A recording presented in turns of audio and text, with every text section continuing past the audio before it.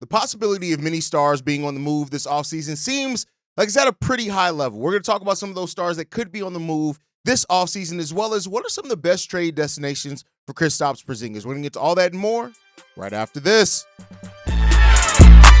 Welcome to the number one place for your daily basketball news and analysis, NBA Central.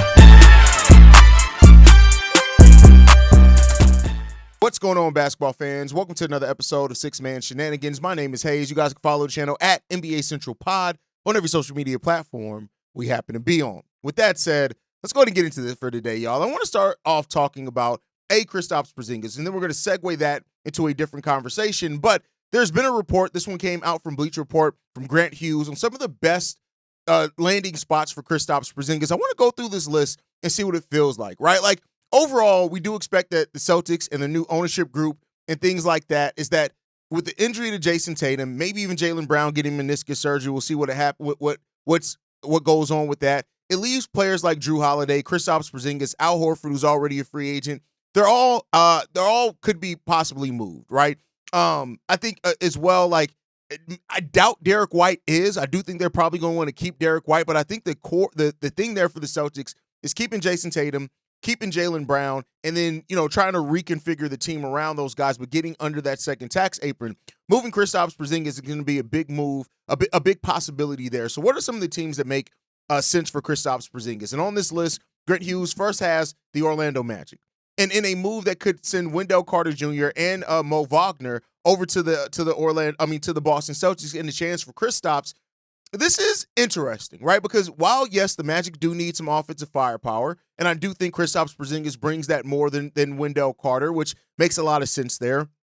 Mo Wagner is a player that I didn't necessarily expect him to try to move off on. Now, when you look at Wagner, he is a player that has been a solid scorer before, especially before his ACL injury. But when it comes down to it, coming off that major knee injury, maybe it's something that the Orlando Magic want to move on from. But I think they're going to try to keep his brother, so I don't know if that happens.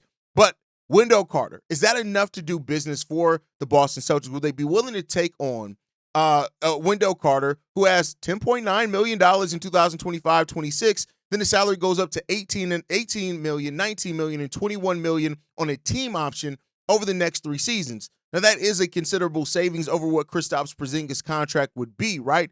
They're going to have to try to figure out a way to kind of making the rest of the money work, but it's interesting there. Even if they were to take on Mo Wagner's contract, that would save them $10 million in salary and then a lot more in luxury tax payments if that was a move that they were able to do. So it is something to look out there for. I don't know if that's necessarily what the Magic are looking for coming into this, but I do think he has a chance to help them. The next team that's on this list, the Golden State Warriors. Now, I completely understand this. Now, the trade, I don't think the Golden State Warriors would be willing to give this up, though. Grant Hughes has in this article Kristaps going to Golden State in exchange for Moses Moody, Buddy Hield, Trace Jackson Davis, and Guy Santos. Now, I think the thing you have to look out for here is that the Boston Celtics, being the second tax apron team, can't aggregate salaries, so that's already something that's there. The trades are going to have to be, unless they make another subsequent move to get under the second tax apron, which is definitely a possibility before they get into that. But in this trade, they would hold on to Quentin Post. So then you're looking at your big man rotation being Kristaps Porziņģis and Quentin Post, of course, with Draymond playing some small ball center in there as well. You lose Moses Moody in his youth at 22 years old, which could be something that actually entices the Boston Celtics to get in on this deal. Listen, I think that Kristaps could definitely help the Golden State Warriors. Make no mistake about it. I think that he could help that team. He adds into that team in the window that they have there as well. They're trying to get everything done in the next 2 seasons while they have Dre, Jimmy, and Steph Curry all under contract, so it can make some sense there. I don't necessarily hate this move, but I do think that this is something that it could be a value there, even with Trace Jackson Davis there for the Boston Celtics, who could, I don't think the goal is necessarily going to be trying to compete for a title next season with Jason Tatum being out the majority of the year, but let me know what you guys think on that one down below. Next up on this list, they have the New Orleans Pelicans in a move that would see Kristaps and Peyton Pritchard for Kelly Olynyk and Herb Jones. Listen, if I'm the Boston Celtics and you can get Herb Jones for Kristaps Porziņģis, I'm doing that move every single day.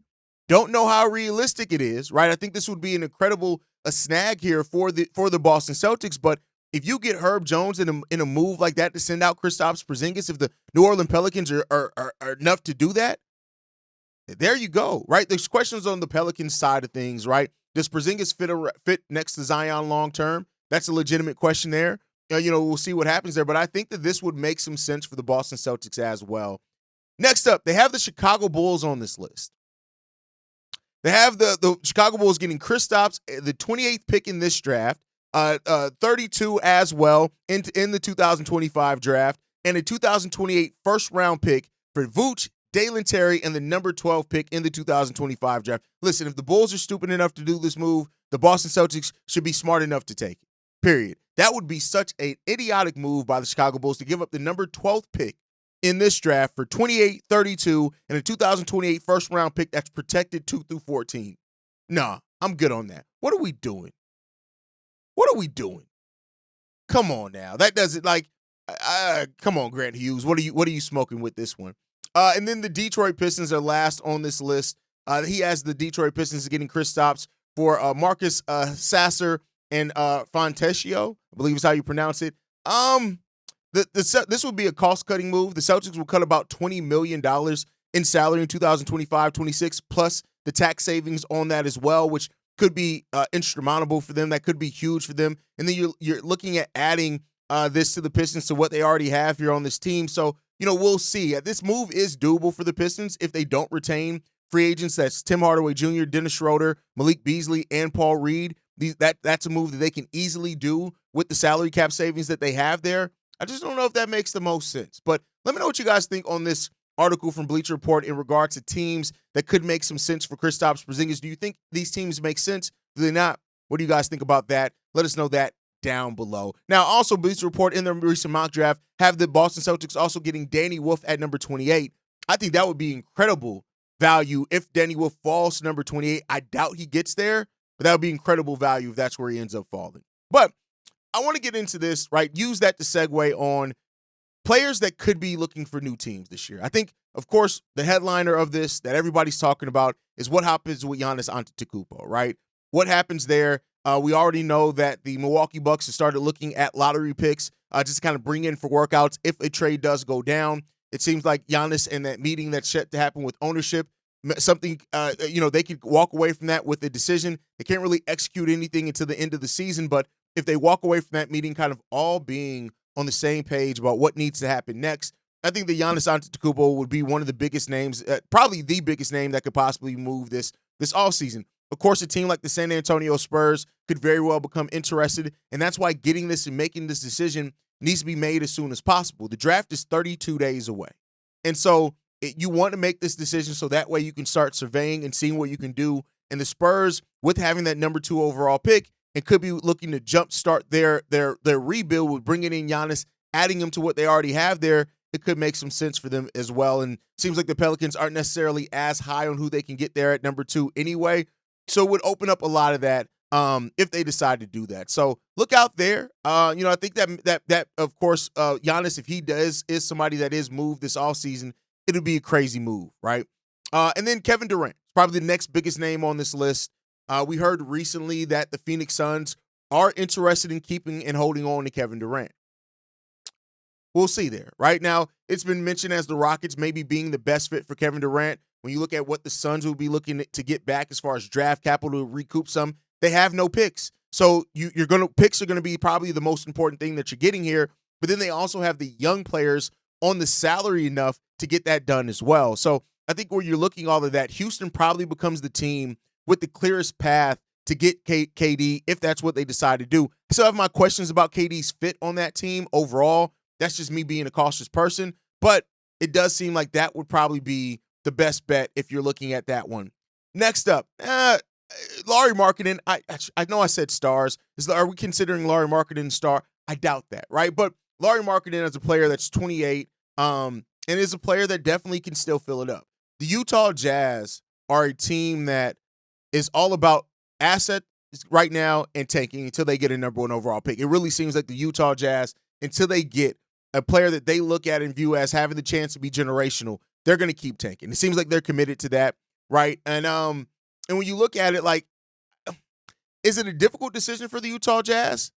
Maybe, right? Because what's the chances that you get somebody better than Lauri? He's been good for your team. He has had some injury concerns right there. He is in the prime of his contract, which is a really decent value of a contract because it was before the salaries completely ballooned up when it comes down to it. And that if I am, for example, the Detroit Pistons, Lauri Markkanen is a player that I would love to have on my team. I think that he can fit in. He's played off of ball-dominant point guards before. I think a lot of what he brings as well offensively that Detroit Pistons team could use. It would be a better allocation of their assets in a lot of ways to have somebody like Lauri Markkanen, again, who's not on one of the ridiculous contracts. Like, yeah, it's $42 million, and that is a lot of money, make no mistake about it, but it's not going to balloon up to the 50, 55-ish million dollars. When you look at it, it's crazy that we're getting to a point where like a $42 million contract is decent for the level of production, right? And he's locked in the contract until after the 28-29 season. So that could also, you're adding to your core and not having to worry about that going forward.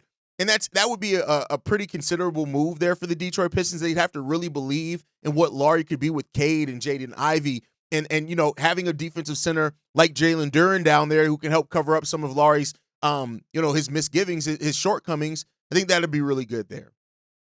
Another player that I do think could be available that I would at least make available is Trae Young. Now, you guys know I'm not the biggest Trae Young guy.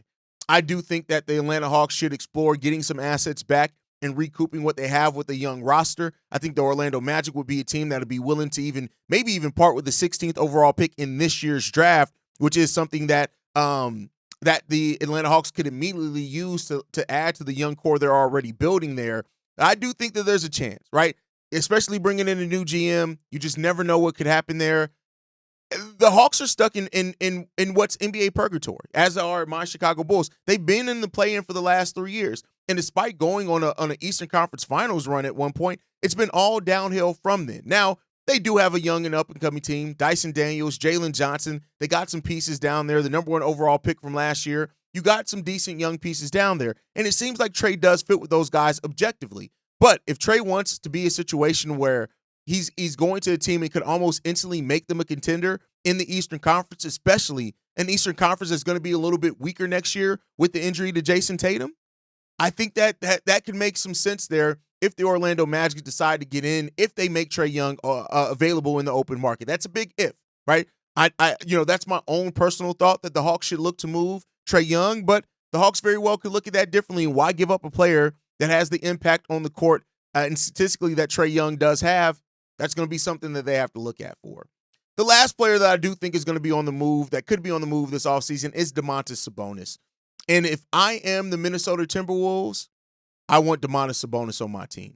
I just do. I think that he makes a lot of sense, especially with having a guy like Rudy Gobert there who can cover him up defensively.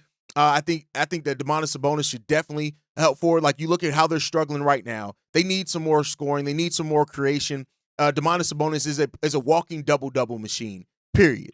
So I think that they could look to quickly retool and recalibrate themselves some. They're still going to need a point guard as well. Make no mistake about it. I think that they do need that. But if I am knocking on the door for Domantas Sabonis, I think he makes a lot of sense if I'm the Minnesota Timberwolves. Again, that's if the Sacramento Kings make him available, which who knows what the Kings are going to do. They've become the Chicago Bulls West, but at the same time, it's like you can still see where if you get the right point guard in there, there could be some talent there that maybe you can compete a little bit. They've shown some flashes of maybe being a little bit better than what their record after the trade said. They just have to have maybe a training camp and things to get it together with.